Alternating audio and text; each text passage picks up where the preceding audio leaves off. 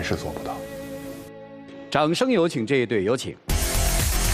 孟先生，28岁，来自郑州，导演，有请孟先生。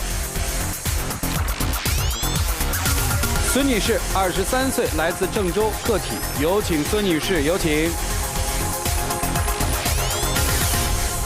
欢迎哈，结婚是2年了是吧？2年多了。嚯，21岁就嫁了？嗯。呵，可以哈。今天谁要来啊？我要来的。来干嘛呀？就是结婚这么久了，他一直不愿意跟我回娘家。就是要让他回娘家，是这意思吗？就是跟我一块儿回我家看看我，家人。哦，这么听起来就是他跟你娘家人的关系不是特别好，是吧？对。娘家住得很远吗？很近，2个小时就到。也有几百公里吧。那怎么不去呢？一方面忙呗，另外一方面就是心里头有点膈应。为啥有这种膈应呢？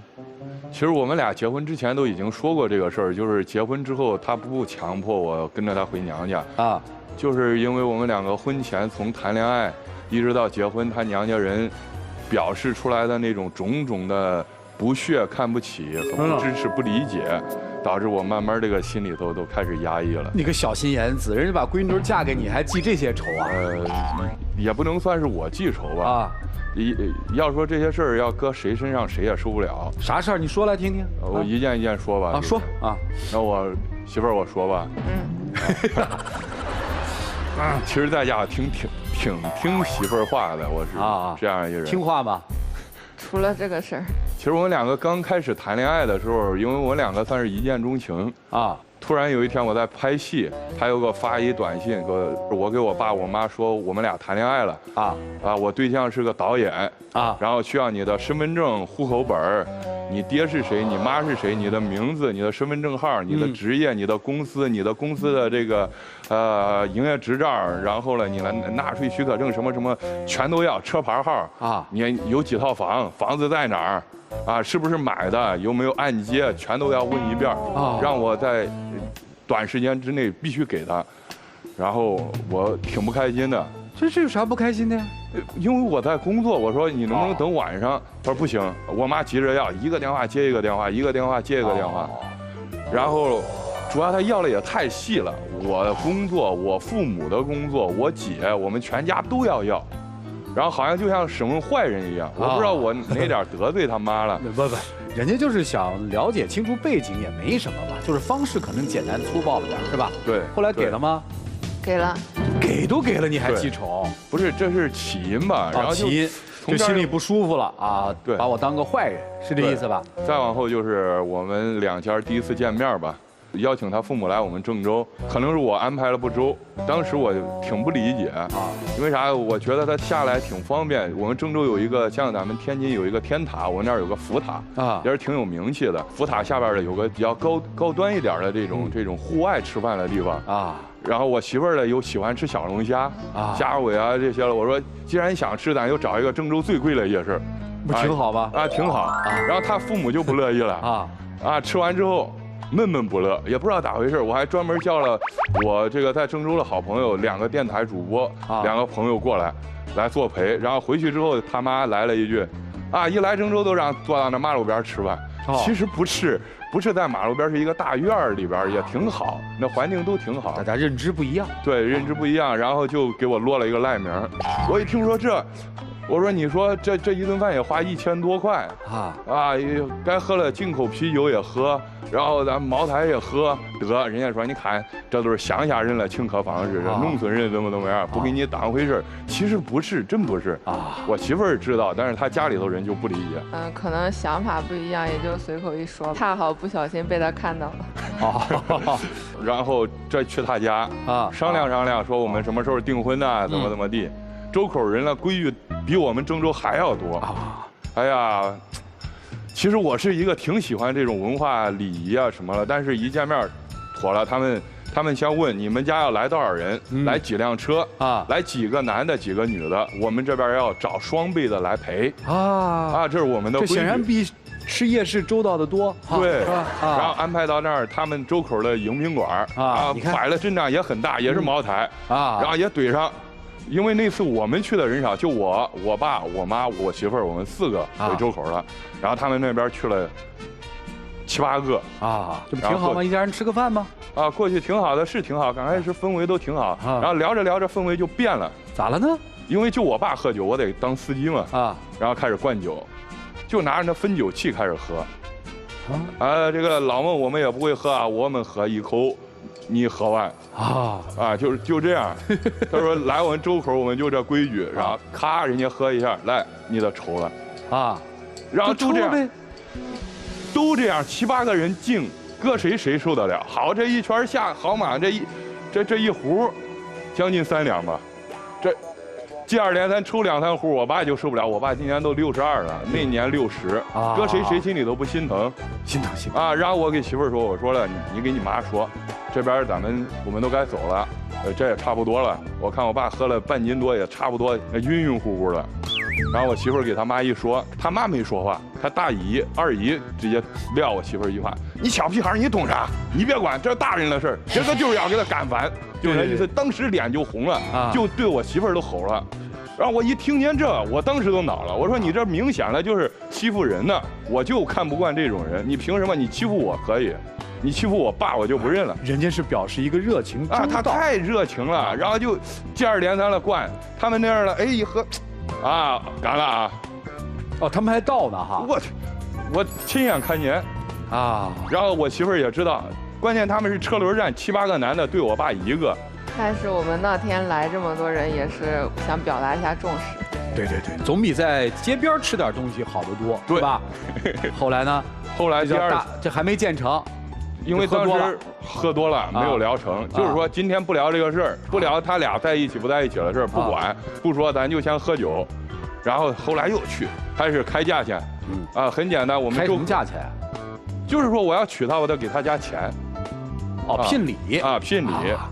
都有。然后我们郑州那边的正常都是万里挑一，10001块10100这样比较吉利。然后他说我们这儿也是，我们这是百里挑2。俺爸说啥意思？120万起价，你开始往上添，然后还得有车有房，得写到他名下。主要还不是他父母说，是谁说的？是他二姨的丈夫二姨夫他说的。然后我说这事儿。为啥你来说？他说我就管了。主要是我是单亲家庭，然后，我是我妈养大的。对。然后我也是这些亲人养大的，他们是我衣食父母。听明白了，等于120万。对，还得有车，车有标准吗？车没标准什么车都行，几十万以上吧，反正。那还是有标准。对，落差比较大。从万里挑一。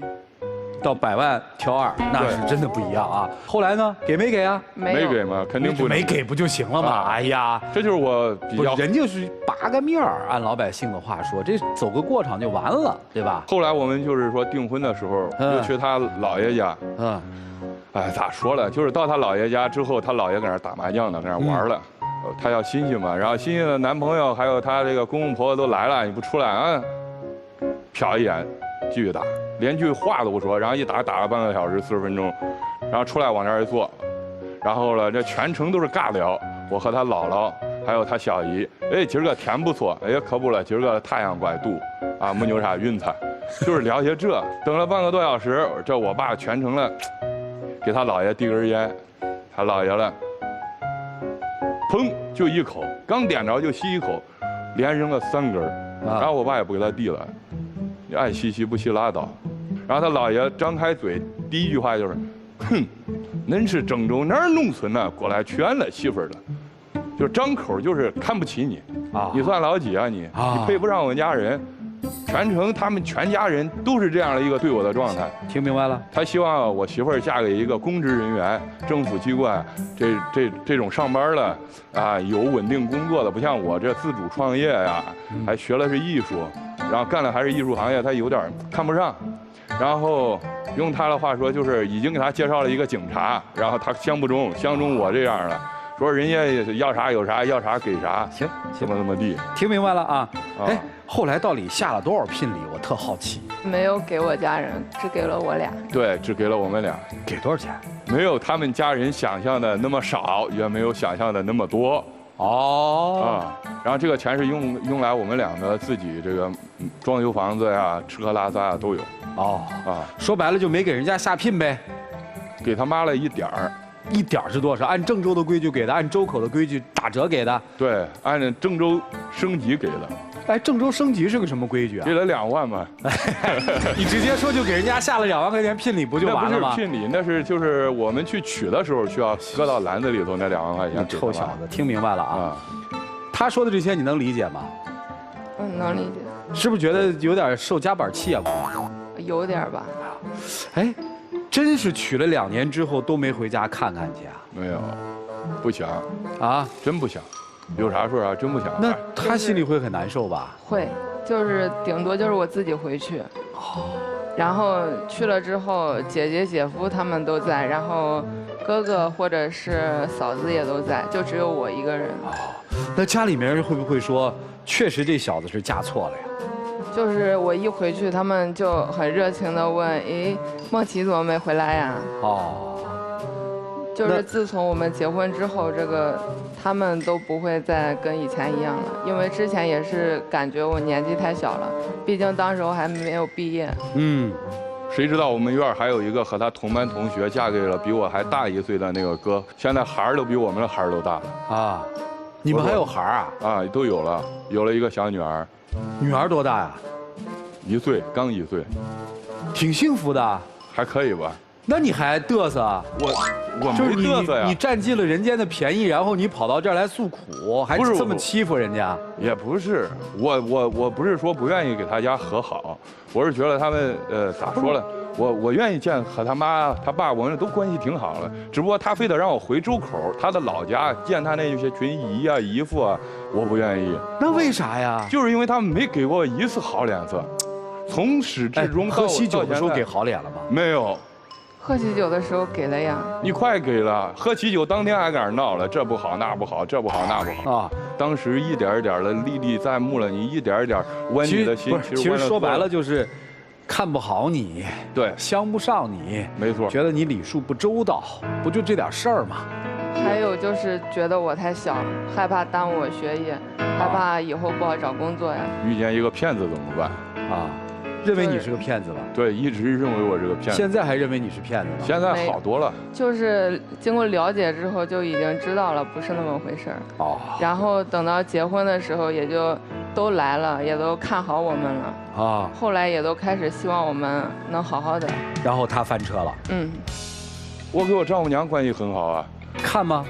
她来郑州啊。我妈不会开车，她每次想见小孩都得自己坐车过来，那车也特别挤，特别难受。你们咋不接一下？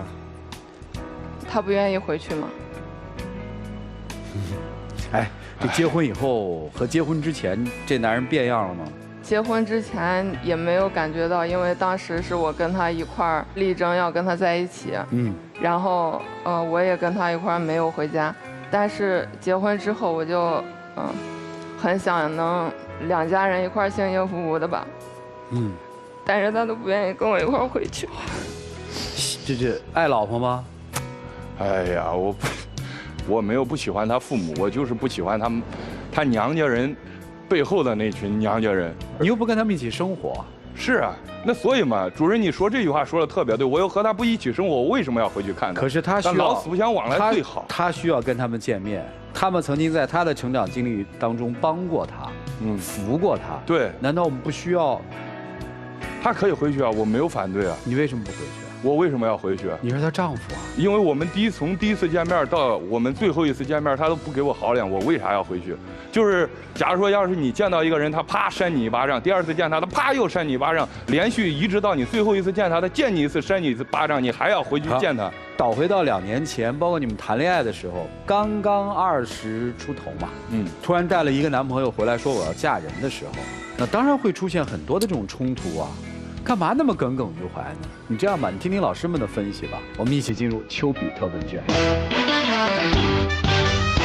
听过那句话吧？冰冻3尺非一日之寒，是吧？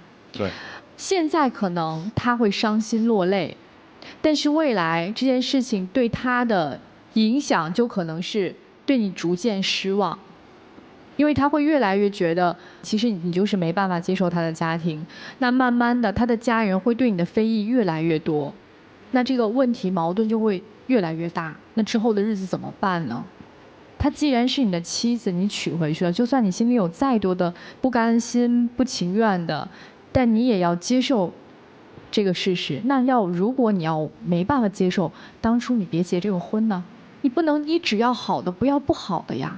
因为一个人的成长环境里面一定是好坏兼并的。他的家人出发点也是为了让他过得幸福，为了让他过得好。那一定会把关，可能这个把关的方式是让人有一点接受不了的。可是你要看到他们的出发点，是不是？谢谢。谢谢张大老师。来，徐总，你觉得自己都占理，对不对？不是。哦，那你哪儿错了呢？我从始至终都是错的。明知自己错，不改。对。为什么？为了我心爱的姑娘，我就算错一辈子我也得这样做。就是因为当时他们家要说我听着他们家的话，我肯定娶不了我媳妇儿了。我早就放弃了，但是我不。对。也就是说，当时他背后的姨和舅他们认错人了。我不是那样的，我会100倍的对我的老婆好，对不对？对。你一边在说看我们多幸福，当时你们认错了，你们错了。对。另一方面，在这件事情上，你的老婆是深受你的折磨的，她希望你陪她回去，希望真正的说你在他们身边你是对的，而让他们真正的愧疚是在于你的行动，而不在于说你跟他们揪这点小事儿。我不知道这件事情你跟你父亲有沟通过吗？春节的时候，我的公公婆婆已经都想好了，带着我还有他还有我们的孩子一块儿回家，然后把这个事情解决了。但是是的，他就不想不给机会。他就在这一点上，我觉得你很冷漠。他在这一点他幸福吗？他哭了呀。不要让这个错越捅越大，好吗？就这样，祝你们幸福。好，谢谢徐总。来，袁老师，我要认真的批评你啊。好。其实我相信大部分人能够感受得到，当初你妻子的娘家人为难你，不是真为难，他们是担心他没有学校毕业，一个比他大挺多的男孩，是不是会对他真的负责任？而现在我看起来你的表现，你可真的是欺负他。你不要笑，真的，我觉得这姑娘少言寡语的，就真的让你欺负了。这换成稍微厉害点姑娘，能让你在那儿叨叨，因为这样一件小事儿，当初这个娘家人，很多娘家人是会为难新女婿的呀，你没听说过吗？但你真的把我女儿娶了，对我女儿好，当初多难听话说你，以后就多好的状态对你。女生，我想说的是啊，你也愿意听他的，对吗？但是你看，现在因为回娘家这件事情，他就这样对你。等你将来再有点别的事情不顺他的心，他会怎么对你？在我们听起来这么小一件事情，他居然都不能顺着你，那还是能力不够，好吗？我希望你快快成长，我希望丈夫能够在这件小事情上不要再较真儿，更善良一点的对他，更尊重他的家人，好吗？谢谢。谢谢杨老师。来，涂老师。这个好男人呢，首先第一点不会让心爱的女人委屈。你爱她说的很容易，但其实爱屋及乌非常难。你开始上台的时候，你说的那些哇啦哇啦哇啦，我就在一旁听着啊。尤其说到他姥爷把那个烟扔3次的时候啊，我就在想那个场景，如果是我跟我爹在那儿，我也受不了。但后来就越听越不对劲。其实你在说他们家那些人很没素质的时候啊，其实最伤心的是他。你看不起他的出生吗？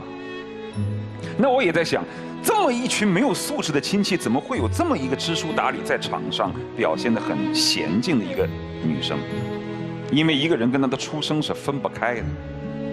因为我不相信是那样的一帮亲戚能够培养出这样一个孩子，因为你是单亲家庭长大，这些人在你的生活当中多多少少扮演一些温暖的角色，很重要。我不相信你的姥爷和你的那些他所描述出来的，在他认为特别粗野的不讲道理的这些人，能够培养出你这样的孩子。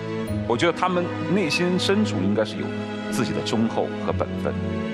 你的丈母娘老远跑来看自己的外孙女，主持人问说，为什么要自己坐车来？你媳妇儿都没有大声说，很委屈的说，她不愿意接，她都没有那样去指责她。我公公婆婆、大伯大叔、姑姑这条线的，咱也不来往了，行吗？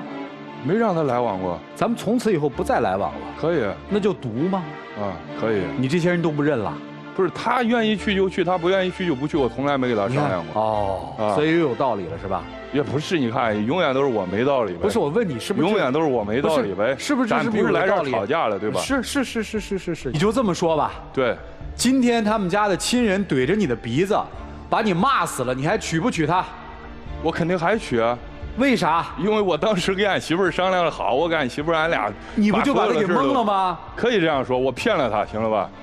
我骗着他跟我结婚了，好了吧？那我就不说什么了。所以，这就是我们都觉得我是骗子吗？不是，全世界都这样觉得。你看，我就是这样。不是怎么了呢你？我就是不开心嘛，因为到这个话题没法聊。你是骗子吧？他觉得是我就是啊，他觉得不是你就不是，对，无所谓。你是全心全意要对他好，对吧？对。那你问他幸福吗？你问他你这种状态他幸福吗？你问他嘛，我们不说。你说，你还真的逼问他？那你让我咋说哥？你就别说话了。那我不说话，好了吧？我扭过去。你这个时候你逼他说话，你让他说什么呢？那你说我咋说？你说我说也不对，不说也不对，就是不说话，听着。我不乐意听了啊，不乐意听咱不听了。我生气了啊，生气就生气吧。啊，行了。最后总结一句话吧，啊，生活里面咱们豁达一些，为了爱受点委屈也没什么，觉得不感同身受就不感同身受了，你就把我们都当成他的亲戚。我们还不如他亲戚呢，实际没那么亲嘛。录完节目你就不见了，你就记住一点，以后别让他委屈，别让他苦，让他真觉得幸福。你骗全世界的人都行，你骗他一辈子也没问题，他开心就好嘛。来，一起进入抖音真情60秒。婚证，我觉得我这辈子办了最漂亮的一个事儿，领了最棒的一个证，就是和我媳妇儿的结婚证。女生放的是什么？日记本。记录了我们一路走来的点点滴滴，希望以后记得永远都是快乐的事。谢谢两位，请回吧。来，请关门。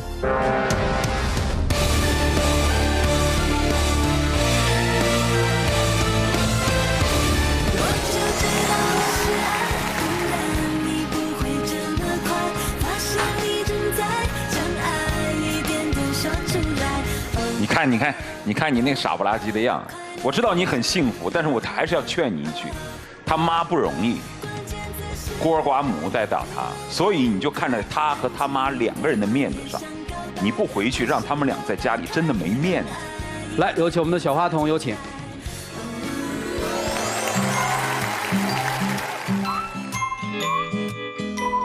可以。